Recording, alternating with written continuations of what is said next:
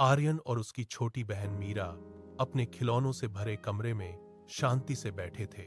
तभी अचानक हवा में एक अद्भुत चमक पैदा हुई। उनकी आंखों के सामने हवा में तैरते हुए जादुई और चमकते हुए अक्षर आ से ज़ तक एक सुंदर ताल पर नाचने लगे। आर्यन ने अपनी आंखें सिकोड़ी और धीरे से अपना हाथ बढ़ाकर एक बड़ा सा चमकता हुआ आ पकड़ लिया। जैसे ही उसने उसे छुआ, कमरे में ए से एप्पल की मधुर आवाज गूंजी और एक रसीला लाल सेब उनके सामने हवा में प्रकट हो गया।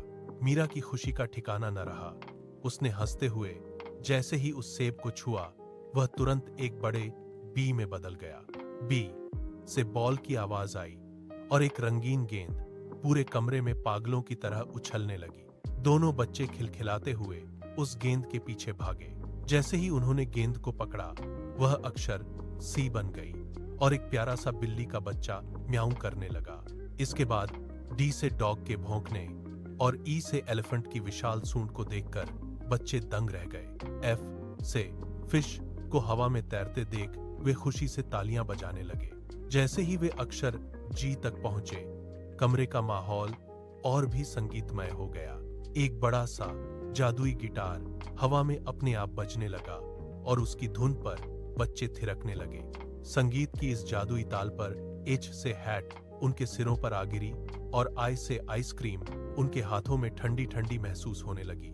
खेल ही खेल में वे जेज से जंप करना और के से काइट को ऊंची उड़ान देना सीख रहे थे। अचानक एल से लायन की एक जोरदार दहाड़ गूंजी, जिससे वे पल भर के लिए थोड़ा डर गए। लेकिन अगले ही पल एम से मंकी को इधर उधर कूदते देख वे फिर से खिलखिला उठे।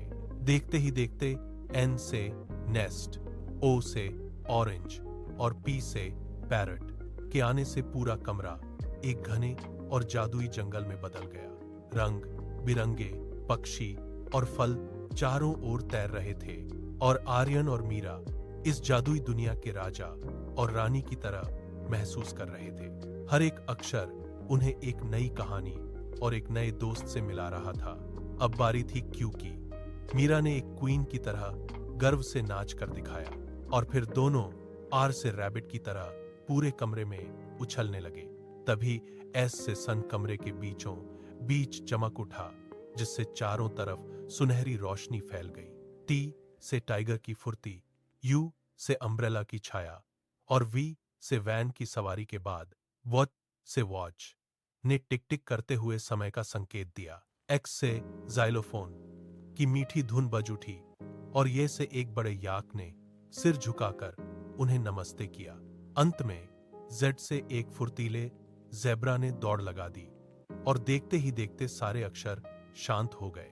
आर्यन और मीरा अब पूरी तरह थक चुके थे और मुस्कुराते हुए जमीन पर बैठ गए।